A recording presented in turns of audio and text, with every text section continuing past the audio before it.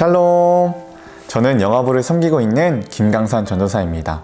이 시간 가정예배로 여러분들과 함께 할 수 있어서 행복합니다. 이 시간을 통해 하나님께서 여러분 가정 가운데 큰 은혜 주시길 소망합니다. 우리 찬송가 349장 함께 찬양하도록 하겠습니다.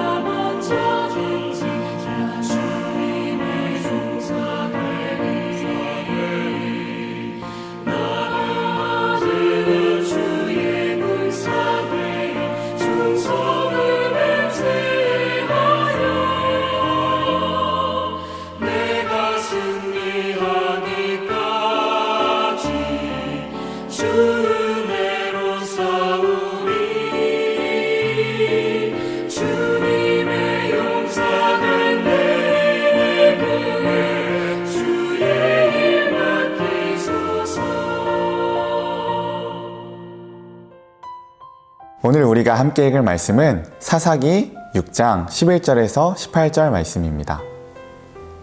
사사기 6장 11절에서 18절의 말씀을 함께 봉독하도록 하겠습니다.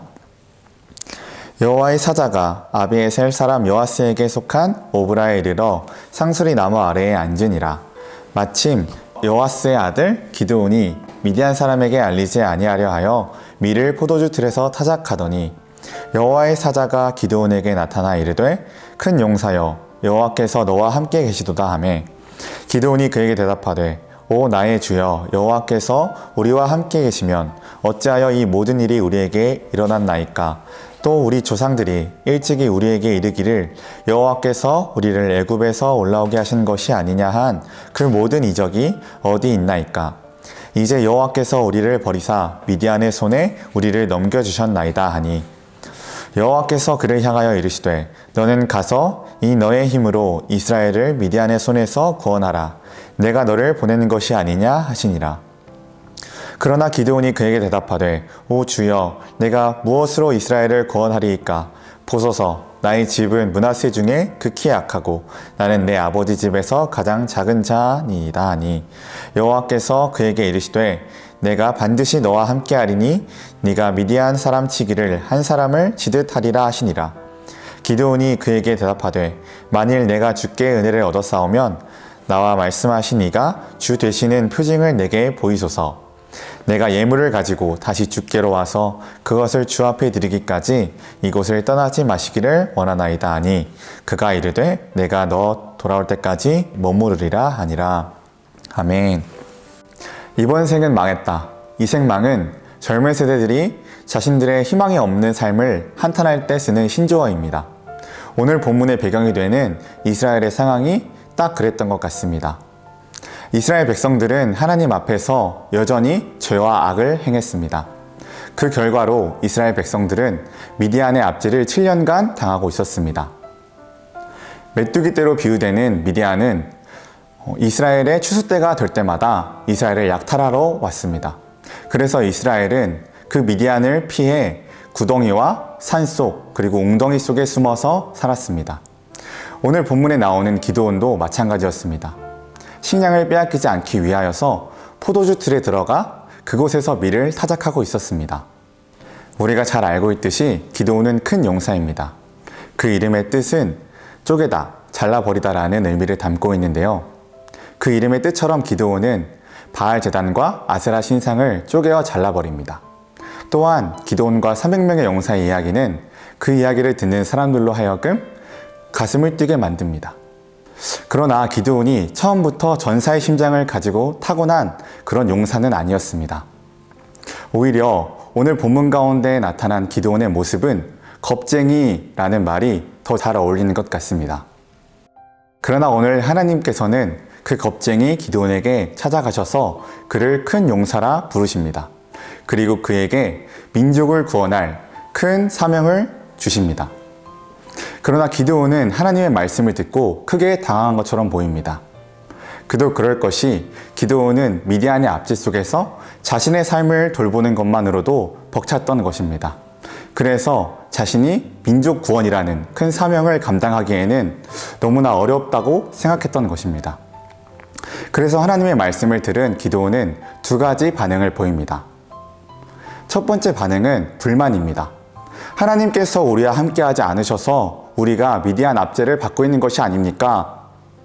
기드온은 하나님께서 이스라엘 백성을 버리셔서 이 결과를 초래한 것이 아니냐는 불만 섞인 질문을 하나님께 던집니다. 두 번째는 변명입니다. 하나님, 저희 집은 므낫세 지파 중 가장 약하고 저는 저희 집에서 가장 작은 자입니다.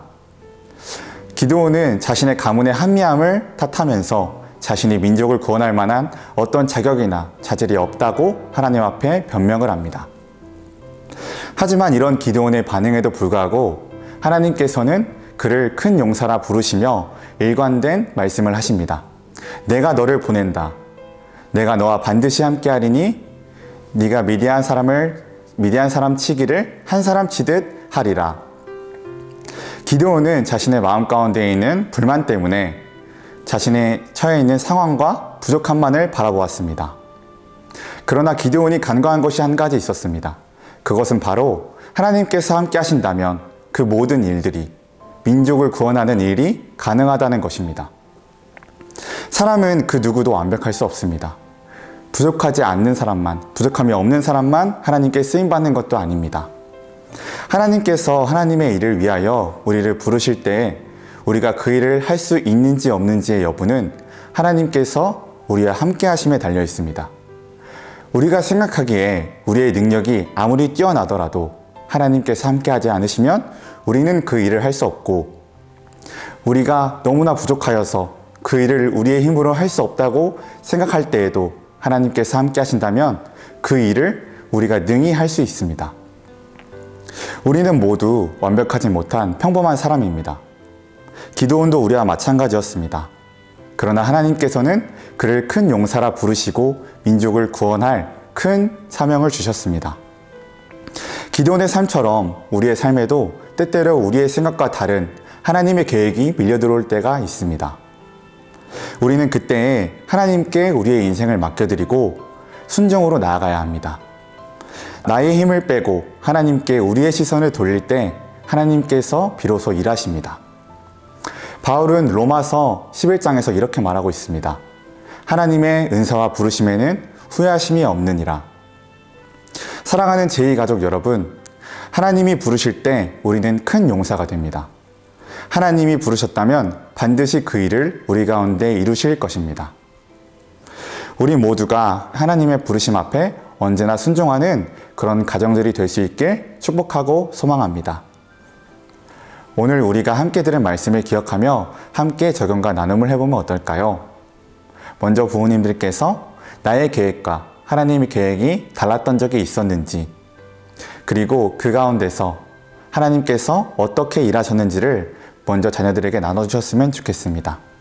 그리고 자녀들은 오늘 들은 말씀을 기억하고, 그리고 부모님께서 해주신 말씀을 생각하며 하나님께 순종하는 자녀가 되겠다고 고백하는 시간을 가지면 좋겠습니다.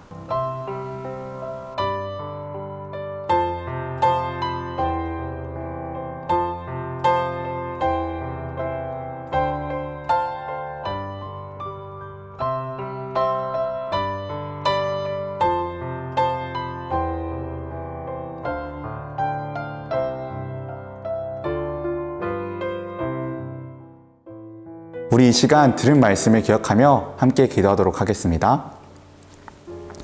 하나님 감사합니다. 이 시간 가정이 함께 모여 하나님 앞에 예배드리게 하심 감사드립니다. 특별히 오늘 말씀을 통하여서 우리가 하나님의 부르심에 순종하며 나아가야 함을 알게 되었습니다.